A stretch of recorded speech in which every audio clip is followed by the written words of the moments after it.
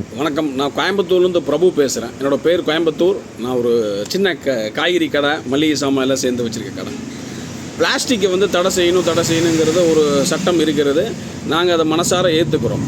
ஏன்னா பிளாஸ்டிக் நாங்கள் விரும்பி கொடுக்கறதில்ல. பிளாஸ்டிக் கேரி பேக் நாங்கள் விரும்பி கொடுக்கறதில்ல. அந்த பிளாஸ்டிக் கேரி பேக்கை கஸ்டமர் கேட்குறாங்க, எனக்கு ஒரு கவர் கொடுங்க, பேக் கொடுங்க, நான் பை கொண்டு வரல, நான் மறந்துட்டேன் அப்படின்னு சொல்லி எங்கிட்ட கேட்குறாங்க. எங்களுக்கு கவர் கொடுக்கறதுனால எங்களுக்கு நஷ்டம்தான். இப்போ கேரி பேக்கே பாக்கெட்டு 10 பாக்கெட் 20 பாக்கெட்டு நாங்கள் காசு கொடுத்து வாங்க வேண்டியது இருக்குது.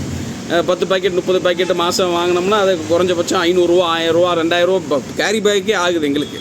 அதனால் அதை நிப்பாட்டினா எங்களுக்கு அது ஒரு 1000 எங்களுக்கு மிச்சம்தான். நாங்கள் வேணும்னே கவர் கொடுக்குறதில்ல கடைக்காரங்க.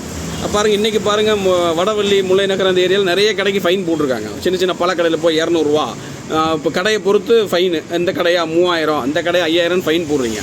இதுக்காக தமிழக அரசாங்கம் ஒரு வழி செய்யலாம்.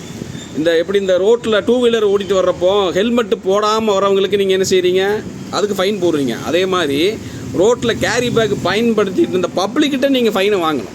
கேரி பேக் எடுத்துகிட்டு நீங்கள் நடந்துட்டு போகிறீங்களா, இல்லை பைக்கில் அவர் கேரி பேக்கில் ஏதாவது பொருள் வாங்கிட்டு போகிறாரு, அவருக்கு ஃபைனை போடுங்க.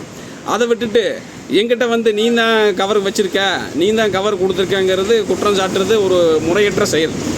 அப்படி நீங்கள் செய்கிறதுனால பிளாஸ்டிக் ஒழிஞ்சிருங்கிறது என்னோட கணக்கு கிடையாது. பிளாஸ்டிக் ஒழியாது. வர்றவங்க இன்னும் கேரி பேக் கொடுங்க, பை கொடுங்கன்னு கேட்டுட்டு தான் இருக்கிறாங்க. ஸோ நீங்கள் ஃபைன் போட வேண்டியது கடைக்காரர்களே அல்ல, அதை பயன்படுத்துபவர்கள். அதை யார் பயன்படுத்துகிறாங்க அவங்க தான் ஃபைன் பண்ணணும். அதை நாங்கள் இது வேறு கேட்குறாங்க, நாங்கள் கொடுக்குறோம். நாங்கள் வேறு எங்களை என்ன நிர்பணம் பண்ணி எங்களை கேட்குறாங்க, எனக்கு கவர் வேணும், ஏதாவது ஒரு கவர் இருக்கா அது இருக்கான்னு எங்கிட்ட கேட்குறாங்க. நாங்கள் என்ன பண்ண முடியும்? கையில் தூக்கி கொடுத்துட்டு குடிமா, ரெண்டு தக்காளி வாங்கியிருக்காங்க, அந்த கையில் பிடிங்க, இல்லை ஆதி காலத்தில் அந்த ட்ரெஸ்ஸில் வாங்கிக்குவாங்க, அப்படியே கொடுக்க முடியும்? அப்போல்லாம் வாங்க மாட்டாங்க. ஸோ யார் கவர் ரோட்டில் கொண்டு போகிறாங்களோ, கையில் வாங்கிட்டு போயிட்டுருக்காங்களோ, பைக்கில் தொங்க போட்டு கொண்டு போகிறாங்களோ அவங்ககிட்ட ஃபைனை வாங்குங்க. அதை விட்டு எங்களை வியாபாரிக்கிட்ட 500 கொடு, 2000 கொடுன்னா சும்மாவே தலையில் இருக்குது பிஸ்னஸ்ஸு. இதில் 200 கொடு, 5000 கொடுன்னு நாங்கள் எப்படி பண்ணுறது? தமிழக முதலமைச்சர் அவர்களே, கொஞ்சம் சிந்திங்க.